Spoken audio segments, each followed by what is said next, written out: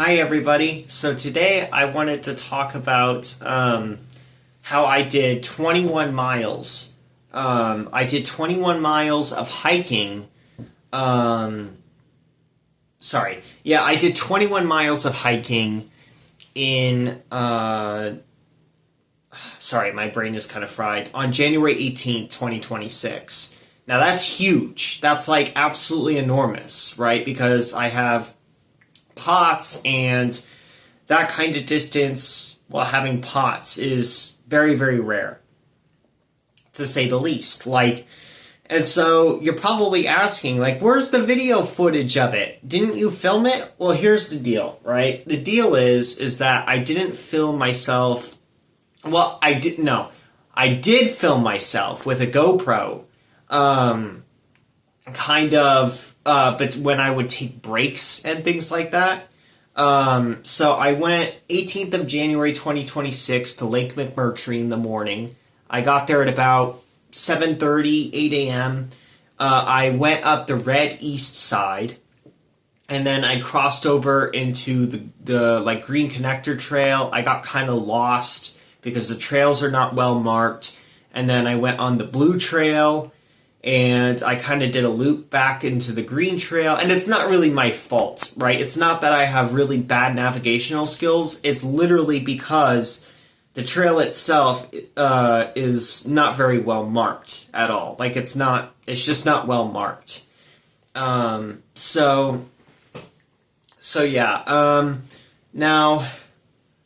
I have something more exciting, which is that it is January 21st, 2026. So let me get this straight, right? So I did 13 miles there at Lake McMurtry, right? And it was around lunchtime. I had an inverted sleep schedule. So you got to understand a couple things. One is when I started at Lake McMurtry that morning of the 18th, and this was after I did my trailer announcement for the channel. I had actually started hiking in 15-degree Fahrenheit weather, and wind chills were in the single digits. And I had to handle, at times I would have to handle these really strong wind gusts hitting me in the side of the face while I'm trying to walk, because it's so cold.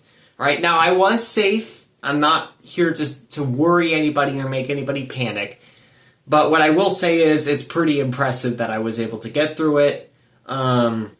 And I also did it on an inverted sleep schedule, so I wasn't really sure. I thought, well, maybe I was rested. I thought going into it, I'm pretty well rested, right? I mean, I went to bed at 9 a.m. the day before, and then 6 p.m., I went from 9 a.m. to 6 p.m., I stayed up, and then I closed my eyes lightly for a couple hours, and then I made the trailer announcement, and then I went on the trail to Lake McMurtry. So that's what happened, right? I had several things against me, and so by midday, I was really tired, and my goal for that day was to hit marathon. It was to hit 26.2 miles, right? I failed that, but first, I got the first 13.3 miles done. Now, if you looked at the map at Lake McMurtry and you connected the red trail to the green trail to the blue trail, all the way into the other side of the lake where the shop is, where the west shop is, it would not be 13.3 miles. That's because I got lost a couple times, and I had to do a bunch of loops, and I had to maybe went into somewhere that I shouldn't have been accidentally. I think I went up the road a little bit when I should have went, there was a right and a left, right? And there was no really good trail markings. So I went left, and it said, this is property of, a water piping company or whatever. And I was like, what the fuck? Where am I? And so I turned around, I went all the way back down the trail, and then it said, enjoy the climb. So I thought, okay, the Green Connector Trail goes back up. I go back up again, and then I see the Green Connector Trail, I go on it, I turn, I end up at an oil an oil well, and then I'm like, where the fuck am I? So it took me a lot of distance and a lot of time to to figure out where I was actually going. So that's why I got the 13.3 miles, right? Even though if you looked at the map, you would call me a fraud because it's not 13.3 miles on paper, right? From Red to the west side where the Orange Trail connects. So after I got there, after taking some breaks and eating and drinking water carefully, I reached the shop and I was about to do the 10-mile Orange Trail. Now I was kind of tired. I was kind of my eyes were kind of shutting a little bit. And so I went home. I just thought, well, here's what happened. I went on the Orange Trail. I thought, okay, yeah, like I think I'm going to be able to do this safely. Like I think so. And I do about a mile. Wait. Okay, so maybe I'm getting this wrong. I think I did like 12.3 miles to the shop or whatever. And then once I got to the shop, I had my lunch. I had my Gatorade and everything like that. Electrolyte replacement for pots. And then I go on the Orange Trail at Lake McMurtry. And because the trail is shitty, I actually ended up doing a 1-mile loop or like a half-mile loop instead of actually doing the full 10 miles that I wanted to do. And so I ended up back at the same spot where the shop was with only 13.3 miles on the mile gauge, or like on the Google Fit.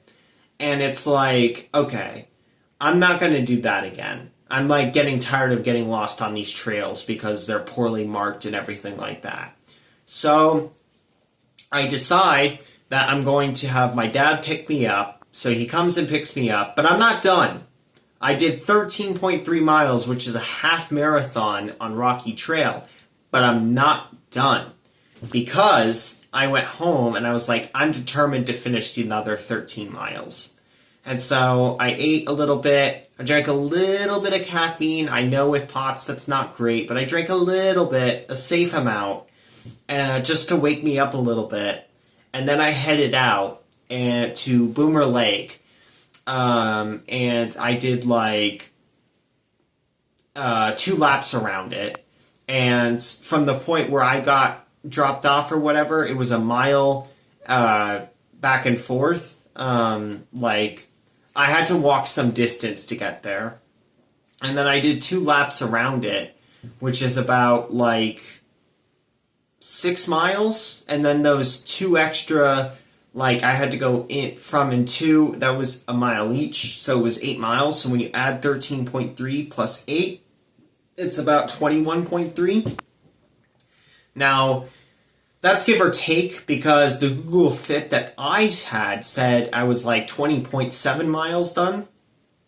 By the time I was done with my actual hike, I had been about 24 hours without sleep. And I wasn't actually feeling that tired, believe it or not, despite my heart absolutely my heart wasn't racing. I mean, I was safe, right? I was safe. I wasn't feeling like collapsing. I wasn't in immediate danger. I had actually moved to Boomer Lake so I could do it more safely since it's, my dad could pick me up easier, so to speak. So yeah. And so I was playing it safely, but I mean, my heart is going to be, racing. I have pots, right? So there's only so much I can do, right? If I start to feel tired or like I'm going to collapse, of course I'm going to go off the trail. So I do I hit the 20-mile mark. I start to get blisters on my feet. I use moleskin to patch up the blisters. And then, sorry, I'm just thinking. So I use moleskin to patch up the blisters. And then I go for like another like half lap. And I'm thinking, okay, we got to play it safe here, right? Because I've been 24 hours without sleep. I feel fine, but I know deep down inside that I'm probably sleep deprived. I'm exhausted. So I decided to go back home, drive back to the house once I got down that certain section of the trail. And I did 21 miles that day. Yeah. I did 21 miles. And so that's a huge achievement for somebody with POTS, right? Now, here's the thing. Here's the better deal, though. It is 8:23 a.m. right now, Central Time, on the 21st. I've had a couple days of recovery. My feet are all better. For the most part, I'm going to wear wool socks. I'm also going to bring, like, first aid and everything. I'm going to carry, like, a pack with some food and water in it. Maybe, like, a coat, some coats because it's chilly out. And I'm going to attempt a marathon. I'm going to attempt 26.2 miles today. And this was just 3 days before January 18, 2026, when I did 21 miles. Now, there should be some skepticism, right? I can probably hear a few people being a bit skeptical about how can you possibly have orthostatic tachycardia and go 21 miles. Like, that doesn't make any sense. You shouldn't be able to do that, right? Especially on an inverted sleep schedule, in freezing temperatures for a good part of the day. Like, there's no way. Like, and to that I say, you're right. I don't know. I don't know how I'm able to do it, but I am able to do it, and it puts me in kind of an ultra athlete category. I feel like I have a sense of responsibility to upload these videos and to try to inspire people that are affected by these nervous system conditions and heart conditions. POTS is actually a nervous system condition. Your nervous system overreacts whenever you stand up, and it causes your heart rate and, in my case, blood pressure as well to spike up, because I likely had the hyperandrogenic kind, because whenever I stand up, my blood pressure diastolic shoots. It absolutely shoots.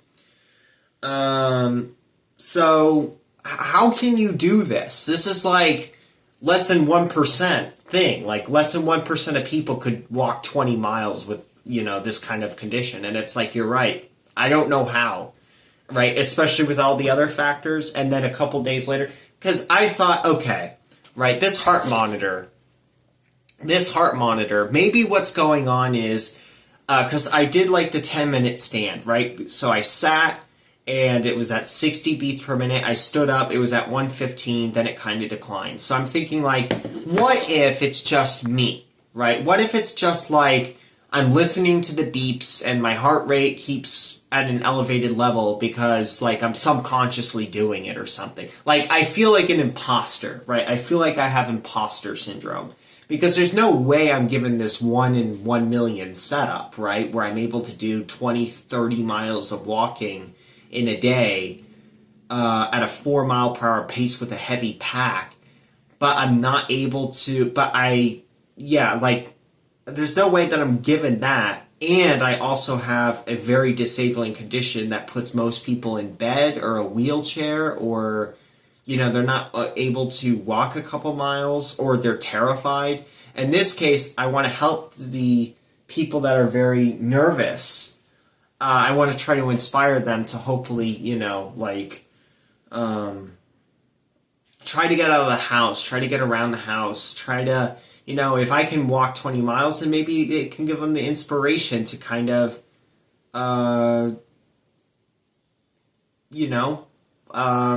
perform daily tasks, everyday tasks, without being as scared, It's like, if I can do it, I'm one of you. If I can do this, then maybe it'll inspire you to do some of the things that you need to do in your life, right? I'm trying to be very careful with my words. I don't mean to offend anybody. It's just I have a really bad autism. It's crazy. Because, what I'm scared about is I'm scared of making people feel worse about their condition unintentionally. And I'm also scared of saying something that I don't mean to. But basically, I don't know. I don't know how. I do not know how I'm able to do all these, especially on HRT, estrogen HRT. I guess it's possible that I'm like some sort of superhuman physically. I don't know. That's a very common feeling in your 20s, right? Maybe I was just a mile away on that one day from passing out, you know, and I just didn't feel it or something. Um, but yeah, I genuinely, like, I feel I feel like an imposter in the community because of that. What I will say, because I forgot to talk about this. So I figured whenever I stood up that maybe it was the beeping, because you know how it beeps, that subconsciously like kept my heart rate high.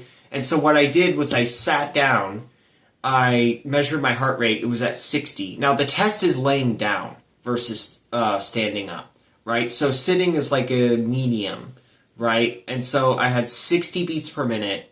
I actually stood up. I watched like an entertaining video without this on for like 15 minutes. I didn't touch this anywhere. Like I didn't touch it at all. And then I pick it up, I put it on my finger, and the heart rate monitor says 105. And I'm thinking to myself like, or maybe my heart rate was like 65 or 70, but it doesn't matter. It's like the 30 beats per minute is sustained. It's sustained for 15 minutes. And I did everything I could to distract myself from thinking about it by watching funny, entertaining videos and kind of laughing a little bit. You know what I'm saying? So it's like, I know for sure that something is causing postural tachycardia, right? And that I'm not an imposter. But it seems like like I'm an imposter, and it's hard to accept that reality because I am at the most extreme tail end of functioning, right? And again, I feel like I have this massive responsibility because of that. Because I'm in such a unique position to where I'm able to compete at an athletic level in the general population and recover in a couple days and do another 25 miles or whatever. It's, you know, or another 15 miles with the 35-pound pack. Like, you know what I'm saying? So, those are my thoughts. I'm going to probably eat something here. I'm going to get ready for my... I might leave my house... I might leave my house kind of midday. I might eat lunch here and see if I actually want to fall asleep because I haven't really been able to sleep all night. I wanted to get a couple hours of sleep because I slept until 6 p.m. yesterday. It's now 8:30 a.m. today. So I want to see if I can get a couple hours of sleep before I attempt this marathon walk. And I will film this via phone. As for the footage that I captured at Lake McMurtry and Boomer Lake, I might upload it, but it would be really crappy. And I might honestly just use my phone for this marathon thing. Yeah, or maybe I'll use the GoPro, and, you know, I'll be a bit more... I guess, aware of using it and using it like, and practicing using it because I really had no idea how to record it first. So I'm still figuring out. This channel is brand new. I'm figuring out everything. But I mean, this is incredible, right? 21 miles is an incredible achievement. So anyways, thank you all. Bye.